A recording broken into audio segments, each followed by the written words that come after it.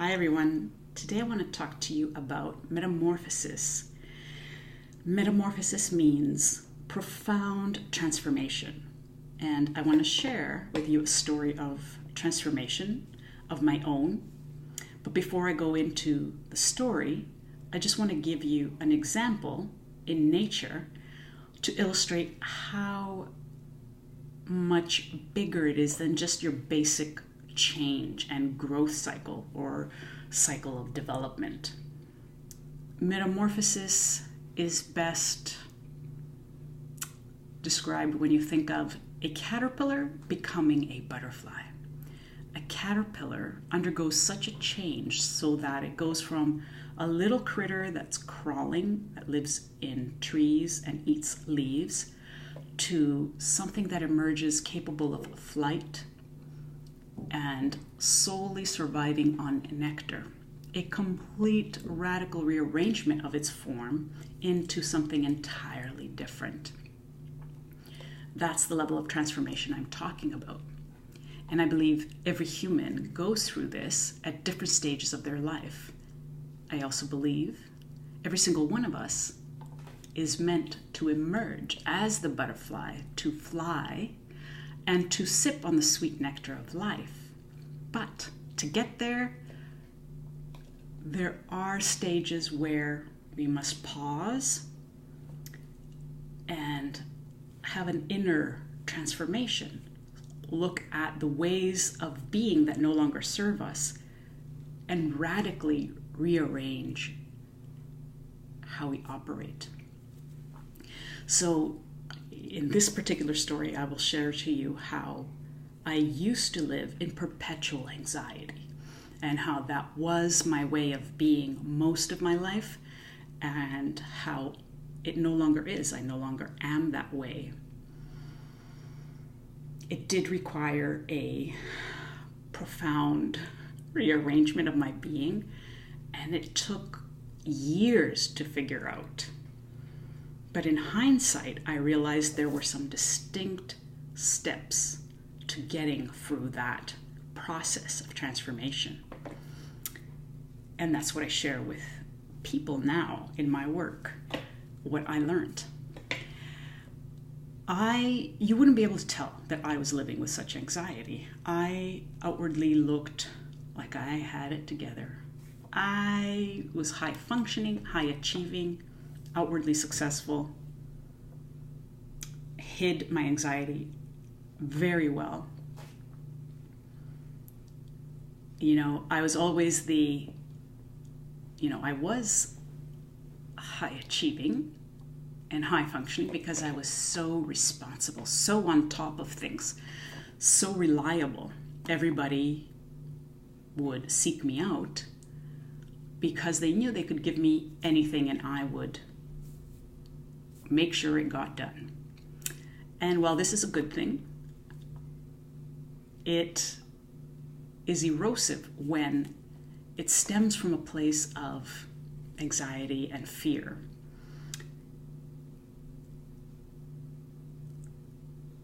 I just felt like life was too much and that I had to be prepared for absolutely everything, every permutation, every situation, every scenario.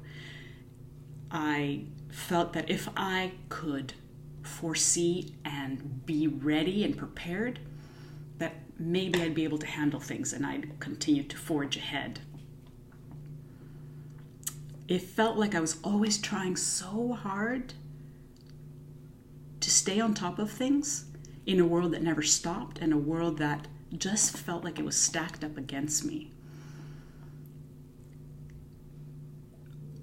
Living with this level of anxiety means your mind is constantly going. Over years, the level of exhaustion drained. How drained did I feel? There's no rest. No matter how much you do, it never feels like it's enough. This feeling that there's some impending emergency and there ought to be something I'm doing and I don't even know what it is, but I better get on it. That was my life. And eventually I think it took its toll and caused or triggered my autoimmune disease, my lupus. In my case, the transformation the steps that I discovered in hindsight that I needed to go from this highly anxious person to no longer feeling that level of,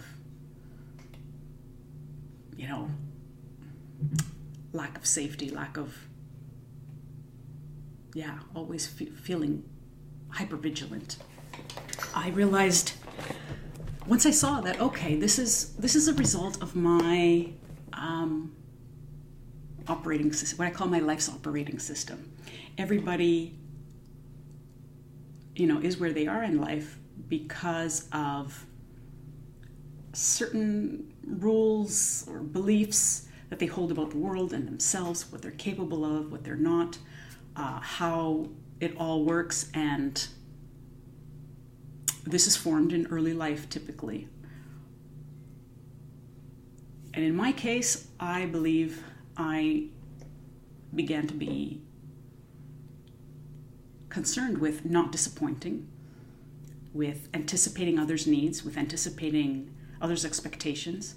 Pleasing, is typically rewarded. And for me, it became a way of life, to a point of always needing to be 5 steps ahead and never letting anyone down, never disappointing. This means I became a people pleaser by default. Being a highly reliable, capable individual means you're always looking after everything for everyone. That crowds you out. You can't help but neglect yourself and not even identify your own needs.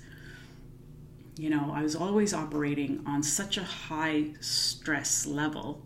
I couldn't fall asleep. My mind was always going. There was no rest, really. And it was no way of being. When I realized that, okay, this is just learned behavior and I can change it, I wanted to go from that stage of overwhelm and anxiety to, all right, what do I need to change? I'll change it and go there. But I discovered it's not that simple.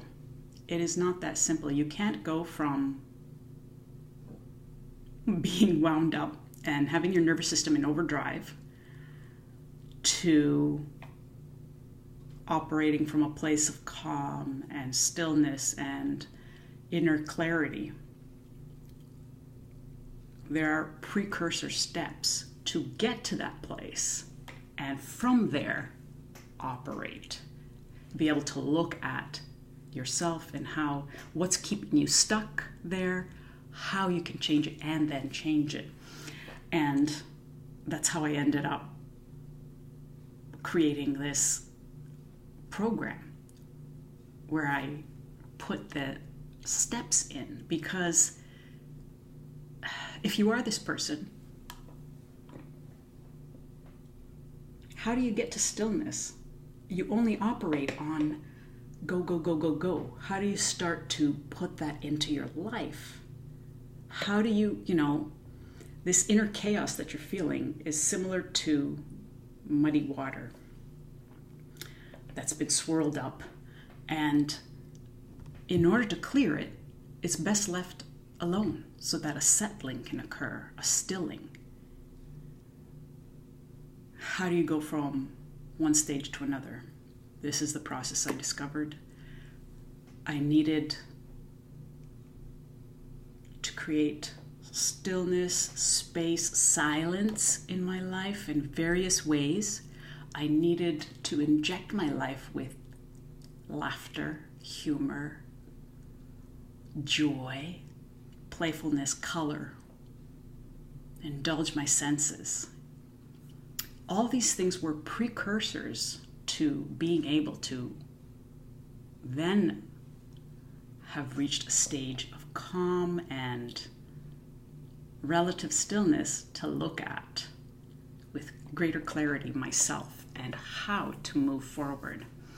So I created my little program I call From Overwhelm to Awe, because overwhelm was the state I was perpetually operating in before, and now I would say that most of the time I'm operating from a place of awe and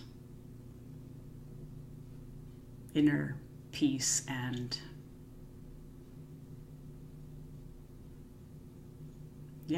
a joy of life.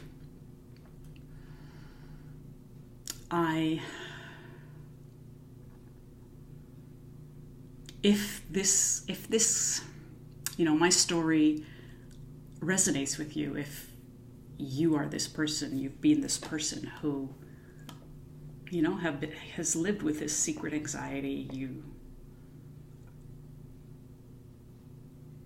are getting tired of being worn down and are ready to move into a new way of being, I invite you to take a look at my program and see if it speaks to you. I would love to shorten the journey for you and make it less painful than it was for me. I really wish somebody could have handed me some of these steps way before. It would have made things, I really believe it would have made things easier, faster, less painful.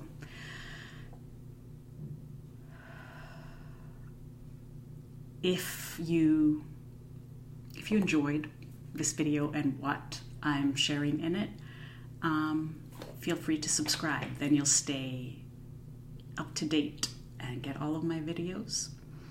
If you're someone who's on Facebook, I would love to connect with you. Just send me an invite.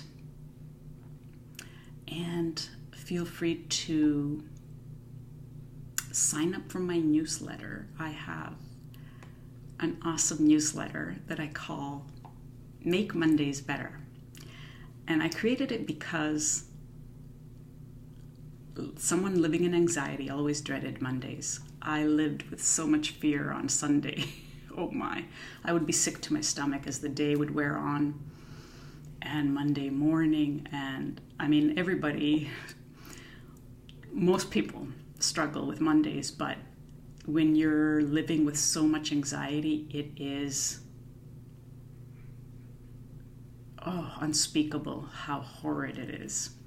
And so I've created what I needed then for myself. And it's this very short newsletter where I just share 3 things. One inspiring quote, one joke, whether it's a comic or a clip from a comedian or something, and one example of awe in life. That way, by seeing that first thing on a Monday, it shifts one's perspective. Be like, oh yeah, that is, these are the things that I ended up doing and needing in my life in order to operate differently. So, and of course I still love, this is how I work, so this is what I do. I make programs and newsletters for the old me, the one that needed these things and now gets joy out of sharing them with others.